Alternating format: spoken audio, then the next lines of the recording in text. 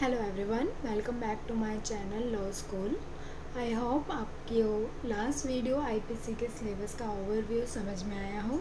आज हम करेंगे law of jurisprudence sociological school. हमने एक ही स्कूल कवर करा है अभी तक, एनालिटिकल स्कूल। आज हम करेंगे sociological school. Let's start the topic.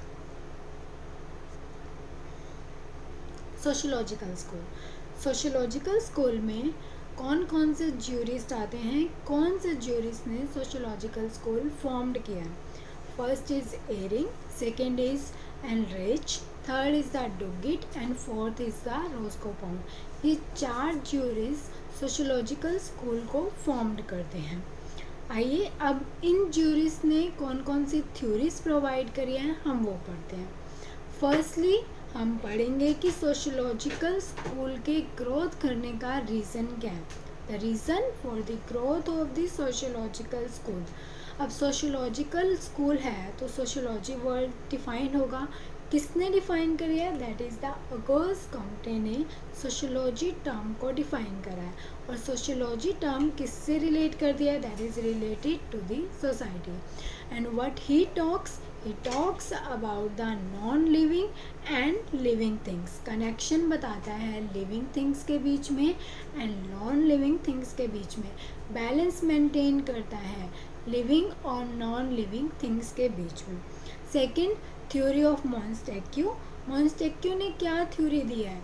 Connection banana society और लॉ के बीच में।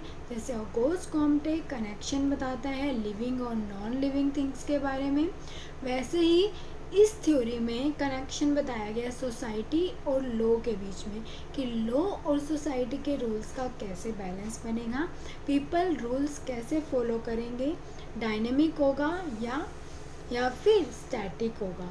और जैसे जैसे नेचर चेंज होता गया वैसे वैसे सोसाइटी डेवलप होती गई, वैसे वैसे ही dynamic nature of the society growth करता गया। ये मोस्ट इम्पॉर्टेंट रीज़न है the growth of the sociological school and the historical school. And next is the came. क्या चेंज आया in the idea of state, या फिर क्या करना चाहता है? The welfare of the state, welfare of the society, welfare of the people of the society का।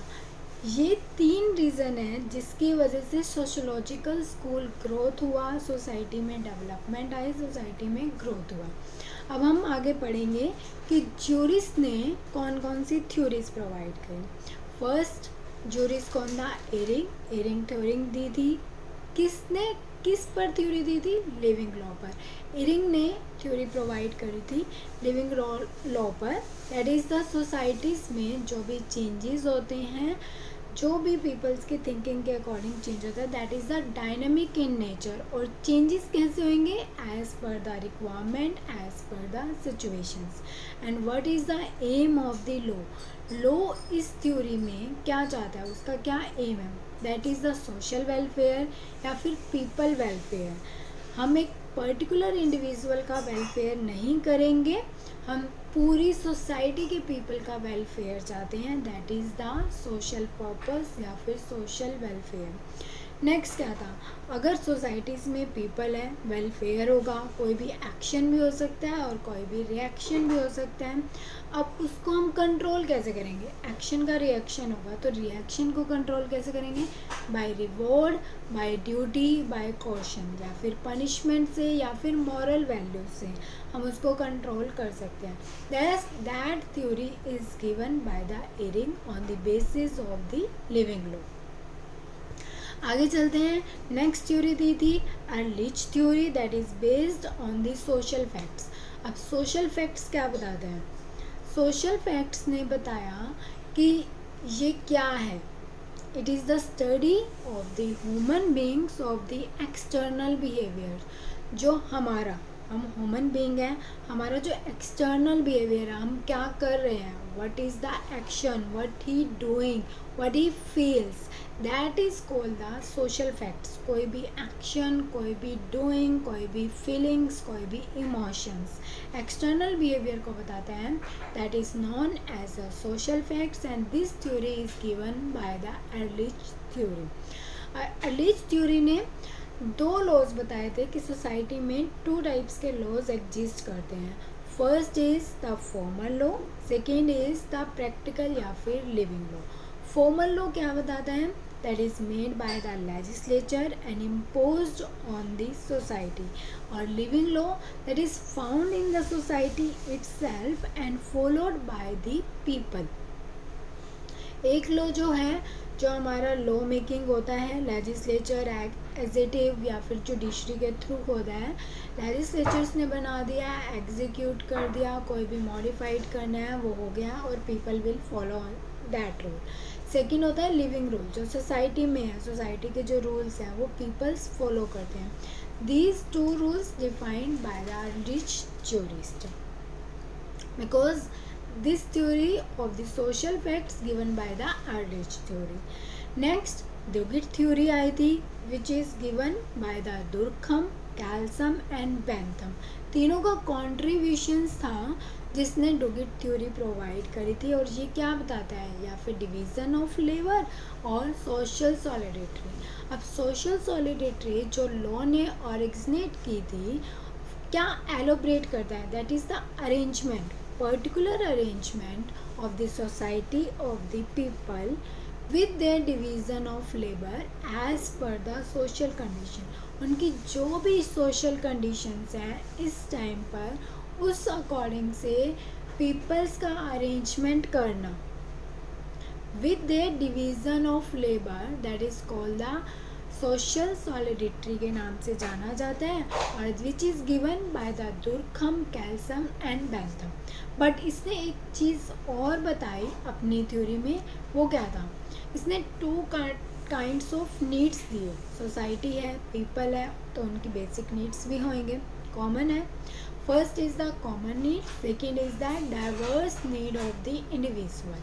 Common need क्या होता है? Which is satisfied, that is basic need. रोटी, कपड़ा, मकान. अमिताभ बच्चन की आपने मूवी तो देखी होगी, रोटी, कपड़ा, मकान. म्यूचुअल नीड्स हैं, जॉइंट एक्शंस हैं, म्यूचुअल असिस्टेंस हैं, जो सबके कॉमन होते हैं. That is the common needs. Second is the diverse need of the individuals. That is based होता है, सेटिस्फाइड होता है. कैसे? सर्विस एक्सचेंज करके, एक दूसरे पर डिपेंड होकर. आपके पास स्पेशलाइजेशंस हैं, आपको कथक आता है, डांस आता है, उस स्पेशलाइजेशंस का आप यूज़ करके किसी को सर्विसेज प्रोवाइड कर रहे हैं, किसी और को सिखा रहे हैं. That is called the diverse need of the individual, जो इंटरडिपेंडेंस से सेटिस्फाइड होता है या फिर सर्विसेज प्रोवाइड करने से सेटिस्फाइड होता है. This theory is given by the Duguit. Next theory किसने दी थी? Roscoe Pound theory. Roscoe Pound theory में तीन थ्योरीज को डिफाइंड किया गया था. First is social engineering, second is concept of personal, social and public interest, third is the concept of the jural postulates. First, social engineering क्या होता है? Social engineering का मतलब है कि सोसाइटी में से कोई भी इरेगुलर है, लॉ है, एक्शन है, इरेगुलरिटीज़ है किसी भी चीज़ को, उसको रिमूव करना. And also to maintain the balance between the completing interest of the peoples के बीच में बैलेंस को मेंटेन करना. एंड ऑल्सो इरेगुलरिटीज़ को रिमूव करना. This is called the social engineering, ताकि कोई भी गलत एक्शन ना हो सोसाइटी में जो सोसाइटी को अफेक्ट करता है. This is called social engineering. Second क्या बताया इसने point? Concept of personal, social and public interest. Personal क्या होता है? राइट इन पर्सोनम, दो पार्टीज़ के बीच में होता है जो आपकी पर्सनल थिंग से रिलेट होता है. That is called the personal interest. क्या इंक्लूड करता है? Privacy, freedom of speech and expression, conscience, आपकी रेपुटेशंस को कोई डिफेम नहीं कर सकता, किसी के पास कोई राइट नहीं. सोशल, रिलेटेड टू सोसाइटी है, सोशल फैक्ट से रिलेटेड है. क्या क्या इंक्लूड होएगा? सोसाइटी की मेंटेनेंस ऑफ पीस, कोई भी मेंटेनेंस पीस करनी पड़ती है, सिक्योरिटी का ध्यान देना होता है, पीपल की प्रोटेक्शंस करनी होती हैं. These all are cover in this social interest. Next इसने बताया पब्लिक इंटरेस्ट क्या होता है? राइट्स इन रैम, कहाँ अप्लाई होता है? To whole words, that means relate होगा नेशनल इंटीग्रिटी से, स्टेट इंटीग्रिटी से, लॉ एंड ऑर्डर से. These are the public interest, personal, social and public. 3 तरह के कंसेप्ट को एक्सप्लेन करता है. नेक्स्ट बताया ज्यूरल पोस्टुलस. अब इसमें क्या बताया? फर्स्ट, इक्वल रिसोर्सेज सबको प्रोवाइड होना चाहिए, कोई अग्रेशंस नहीं होना चाहिए किसी और के अगेंस्ट, किसी को डैमेज नहीं होना चाहिए, और पीपल्स जो बिहेव कर रहे हैं वो हॉनेस्टली से बिहेव करें या फिर गुड फेथ में बिहेव करें. These 3 types of theories given by the Roscoe Pound. आपने क्या पढ़ा सोशियोलॉजिकल स्कूल में? 4 ज्यूरिस्ट हैं, Ihering, Ehrlich, Duguit and the Roscoe Pound. Roscoe Pound क्या बताता है? 3 टाइप्स की थ्योरी बताता है. सोशल इंजीनियरिंग, नेक्स्ट जो रिमूव करता है इरेगुलरिटीज और balance interest of the people का मेंटेन करता है. और 3 थ्योरीज डिफाइन करता है. Social engineering, second is the concept of the personal, social and the public interest. Third is the jural postulus. Next क्या था? एरिंग ज्यूरिस which is based on the living law.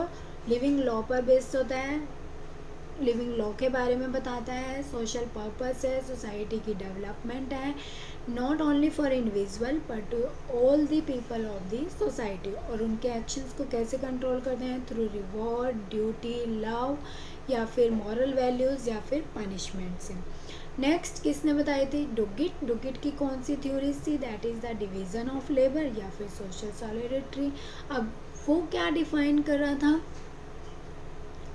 वो डिफाइन कर रहा था 2 नीड्स, 2 टाइप्स की नीड्स बताई थी उसने सोसाइटी में. कॉमन नीड्स जो सबकी बेसिक नीड होती है, म्यूचुअल असिस्टेंस से पूरी हो जाती हैं.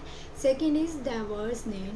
डाइवर्स नीड ऑफ इंडिविजुअल क्या बताता है? Which is satisfied by the given services या फिर इंटरडिपेंडेंस. आपके पास ज़्यादा स्पेशलाइजेशन है, मोर सर्विस प्रोवाइड होएगी, आपका नीड कंप्लीट हो जाएगी.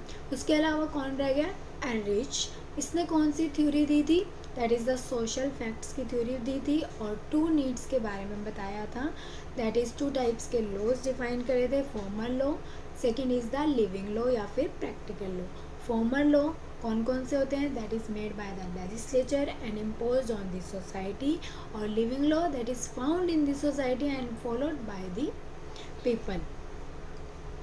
आई होप आपको सोशियोलॉजिकल स्कूल का टॉपिक, चारों ज्यूरिस्ट ने जो भी थ्योरी दी हैं वो आपको क्लियर होगा. अगर आपको वीडियो पसंद आया हो तो प्लीज़ ज़्यादा से ज़्यादा लाइक कीजिए, शेयर कीजिए एंड चैनल को सब्सक्राइब कीजिए एंड बेल आइकन बटन दबाना मत भूलिए. Thank you so much.